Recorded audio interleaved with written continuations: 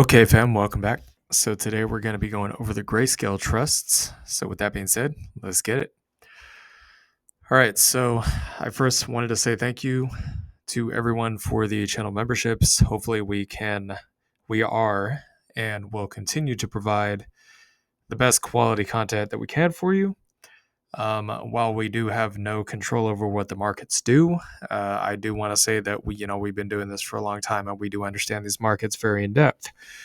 So we can still give you a pretty good idea of where we think they're going. All right. So with that being said, let's go ahead and cover this. Okay. So the trusts themselves have gone up quite a bit today. You guys are probably wondering about the rest of it. And again, we usually cover this in separate videos. At the open, MSTR and Coinbase were up mostly in the pre-market, but then they kind of dumped off a little bit, which again, I don't know why the markets keep doing this. It's a little annoying even to me, but is what it is.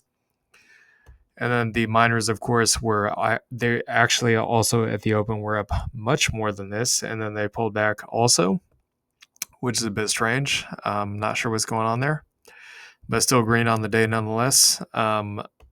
The conclusion that I've kind of made here is since most of these are altcoin related grayscale trusts, we may not actually see them really start to do like stupid, just absolutely retarded levels of gains until the alt season comes in. And as you guys know, we are on the tipping point for the alt season right now. So that could be literally happening any day at this point. Here's the chart for the Bitcoin dominance. Again, the ETH Bitcoin would be the inverse of this. We'll cover that separately in the Bitcoin video. But you can see this nice big fat rising wedge here that has been basically, as this thing is climbing higher, that means that Bitcoin is retaining control of the market. This percentage number right here is the amount of money in terms of the it's the percentage of the total market cap of all of crypto that is at that point in time being allocated specifically to Bitcoin. Okay, so if there's $3 trillion in the market in Bitcoin or in the crypto space right now, then roughly about 60% of that is in Bitcoin. Okay, I don't even know if this calculator can calculate this for you guys. We'll see. Okay, yeah, I guess it does. So let's say that 3 trillion, is the total market cap, and this thing is 0.6. That means about 1.8 trillion is in Bitcoin, whereas the other 1.2 trillion would be in altcoins. So that's kind of what this is showing. So when does alt season start? Well, it should theoretically start when we get a breakdown of this wedge. Again, the target would be the bottom of the wedge. So maybe the Bitcoin dominance kind of bottoms out somewhere pretty much right around where it started, around this kind of 39-ish percentile. So we want to see some big fat red candles coming down out of this and also below the EMAs. And then we should see something kind of like this. So yeah, down, sideways, and then maybe down. Nice big fat red candles subsequent weeks. That's what we're looking for here. And we'll see if this theory is true, that if once the alt season really kicks off, that the grayscale trusts start rocketing. But I kind of do actually think that's what's going to happen. So let's go ahead and cover the trusts. Okay, so indicators still look good here. This thing is a bear flag, but do I think it's going to break down? No, I don't personally. It'd be the same as me telling you guys. Basically, ETCG was in a descending triangle, which is a bearish pattern here. Did I think it was going to break down? No, because the indicators were pointing up here. They were bullish, right? So that's kind of why I thought it wasn't going to break down there. I'm expecting the same thing here, okay? A lot of people are probably looking at this thinking like, oh yeah, it's going to break down. It's a bear flag, right? You got maybe a lot of shorts out there trying to short this thing. Well, my guess is it's probably going to do the opposite, okay? The markets have a tendency to love to make a fool out of people. Those of you guys that have been in the markets for a long time, you know exactly what I'm talking about. Markets usually, they do the opposite of what people expect, is what I'm trying to say here. So a lot of people see this and say, oh, it's a bear flag. I don't think that's what's going to happen. I think it's actually going to go to the upside. Okay, so we're still within the range here. We're kind of fighting with the EMAs. Still below it as of right now, but you can see we're slowly trudging up, getting ready to maybe get this triple golden cross here. May take a few more weeks. We'll just have to wait and see how that plays out, but that's kind of what it looks like at this point. So my buy zones on this is still going to be roughly around that 13 to, at this point, somewhere around, I'd say maybe 16, 13 to 16, somewhere in there, in my opinion, is a good price point. 25 to the swing high up there, 54, is going to be the targets. Of course, you can also hold till 510. That's entirely up to you. So 350% gain here. BCHG. This one is a little bit more bearish looking. I don't know what the heck is going on here, because before it was like, it wasn't all red. It was some green, maybe some paper hands out there in the retail markets, just lettuce hands in their positions. They got no good grip on their positions. I don't know what's going on here. So I'll tell you guys this about sitting in a drawdown. We've had to sit in a drawdown in some situations for months, if not over a year. In the case of the altcoins we sat on those from about June, July of 2022 all the way until roughly about Q4 of 2024. So we did add to them, but they didn't move because, again, as Bitcoin dominance is going up, the alts are going to bleed against it. They're kind of just going to sit at the lows, right? Whereas we're about ready to get potentially seeing the opposite here, where Bitcoin kind of stagnates at the top before eventually breaking out again up to 120, 140,000 plus. And while that happens, the altcoins blast off to the moon. But yeah, I mean, time is a virtue, I guess you could say here. So I'm not going to lie, it does look pretty ugly on the daily, but again, we have this trend line here, okay? And this support down here has held pretty nicely over time. So I don't think it's going to get past that support. Plus, you also have this major swing top here during December 2023. So we'll have to see about that one. For now, the buy zone's basically it's pretty much going to be the green box. So 540 to about 580 there. Target's going to be anywhere from 1020 all the way up to 24. This move would be a 360% gain, HZEN.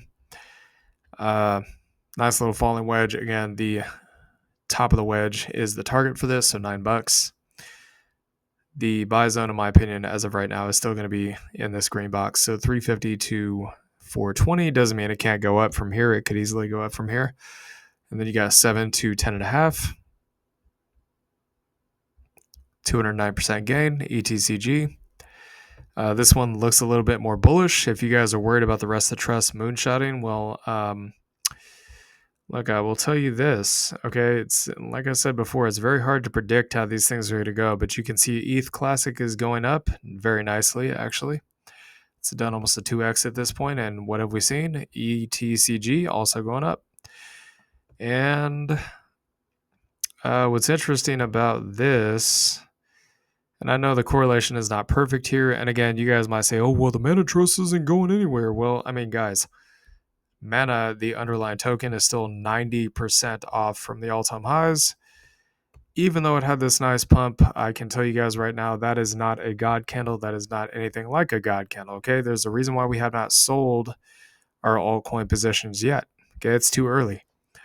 So it's still almost 90% off the highs, but you guys are probably thinking like, oh yeah, whatever, it's not going to go anywhere. Well, we haven't seen the real pumps on these altcoins yet, or real alt seasons. So in my opinion, I think it's right around the corner. We'll just have to wait and see on that, okay? But another example of this, GXLM, this thing is just rocketing pretty freaking hard. I mean, if you had bought down here, you would already be up. I mean, sheesh, you'd already be up at 4x at this point. Whereas if I go over to XLM, and again, we usually don't do these comparisons, but if I go over to XLM right now, you can see this just absolutely stupid move where it went from 10 cents to 60 some cents. So in just like 3 weeks, I mean, it's pretty insane, right? Yeah, but there is some correlation here. So anyways, ETCG, if you get a pullback, I'd be looking at around 13. That white line right there, I think that should hold. Targets would be 1560 to 20. If it gets above that, then we'll talk about it.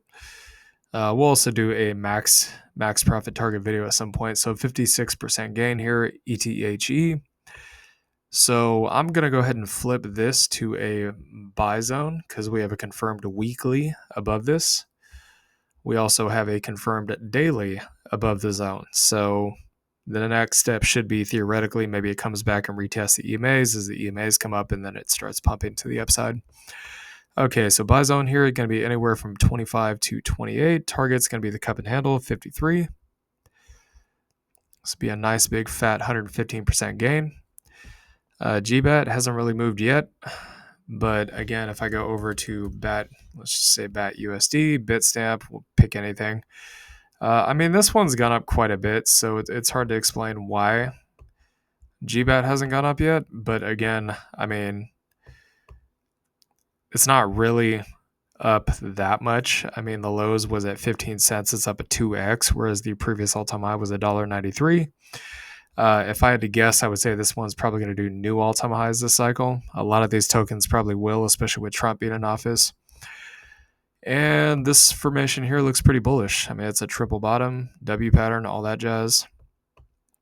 Indicators look good. I mean, you just got to get above the EMAs in the zone here and we'll be good to go.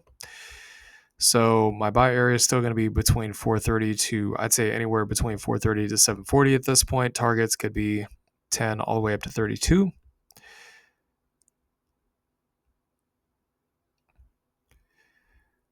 So potentially as much as a 470% gain here. FILG, FILG, the underline is starting to move, just so y'all know. We'll cover that in a separate video. So if you guys are wondering why it's starting to move now, that's probably why.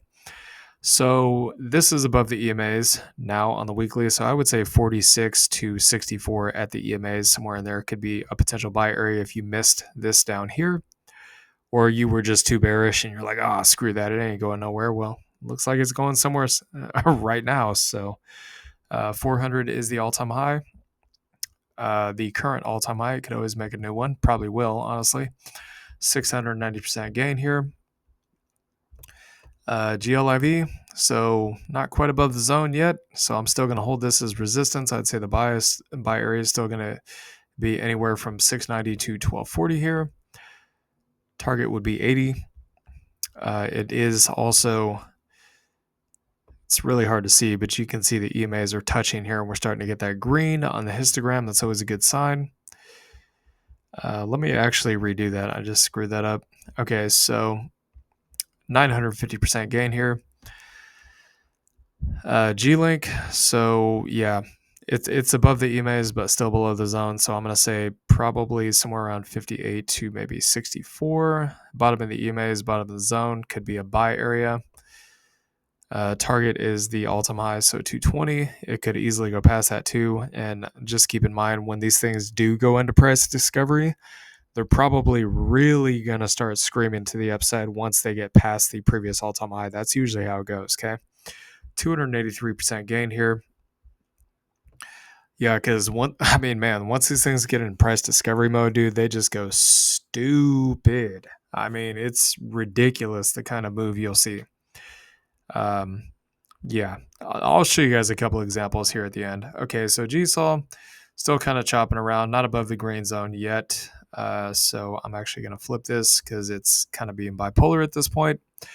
I'd say the buy area anywhere from 83 to 166 until we get above that box there. Target's going to be 300 to 590. So potential massive move here of 600% gain if you get a pullback to that green box. That's a big if. So GXLM hitting some resistance up here.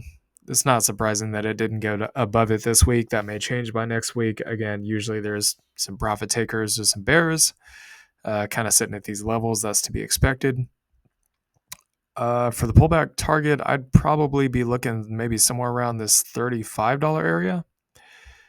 This actually looks like a pretty solid area right up in there to potentially go ahead and, you see all these candles here? Candle here, candle here.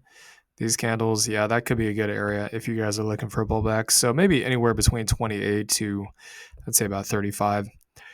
Targets, in this case, I'd be looking for this upper bound here at 73 to 96. About a 240% gain. Mana. This one's still heavily undervalued in my opinion. I do think it has a lot of upside here. So still below the EMAs, but above the white line. So I'm going to say 10 to about 15 would be a good buy area on this one.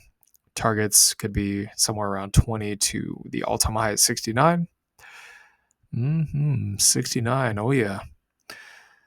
Okay, so roughly about 450% gain from the EMAs, from the white line. If it does come back there, about 580% gain. Okay, so Zcash, yeah, still chopping around. I mean, I know Zcash has actually gone up quite a bit. But again, I mean, this thing is not really all that explosive yet. The previous all-time high was at $400, so this thing is like a blip. I mean, it's like an ant compared to these big, massive mountains over here, okay?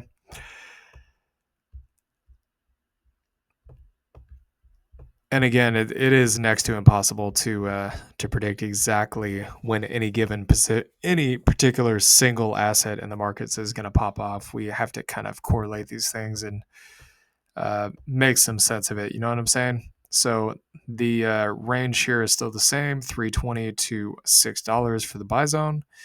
Targets $8 to about 10 and a quarter here. Massive move of 250% gain in this case. Okay, so I'm going to show you guys a couple examples of what it will look like when these things do eventually snap their all-time highs, and it can look pretty ridiculous. You may actually be quite shocked to see this. And again, we've gone over these same assets before, but I do want to show you now, while we're here, what this looks like, okay? So we had our peak in 2018 on Dogecoin back here at 2 pennies. And again, you're not going to see this unless we go down to the daily, but you can see this first big green candle here got absolutely stupid, okay? So it went past the all-time highs in a blaze of fire, essentially, and then pulled back. And people probably thought that was the top. Nope. You usually get a bigger peak after that. We got a bigger peak and then an even bigger peak, right? So this is what it looks like right here when price gets past previous all-time highs. Same thing with Mana. So if I go back in time here, I think I gotta pull up a different chart here because this one does not have the full history. Nope. Okay, not that one. Maybe we'll take a look at this one. No, definitely not that one.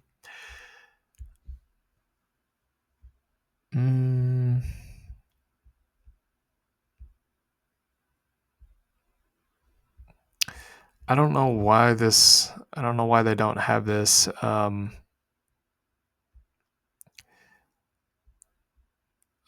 Okay, here we go. Yeah, so here, unfortunately, when you're dealing with the native space, you may have to scroll through a few different exchanges to find the chart you're looking for. But in this case, you can see it. Mana is a pretty old project, right? It was 2017. It went all the way up to 29 cents. What happened once it went into price discovery mode the following cycle, it got absolutely stupid, went all the way up to 2 something per coin, pulled back. People probably thought that was the end. That's not the end. And then we get an even bigger peak, and this thing launches all the way up to $6, right? So you can barely even see this peak. And then you see these peaks. That's kind of what happens in price discovery. All right. Anyways, hope you all enjoyed this content. Please like, comment, and subscribe, and I'll see y'all later. Peace.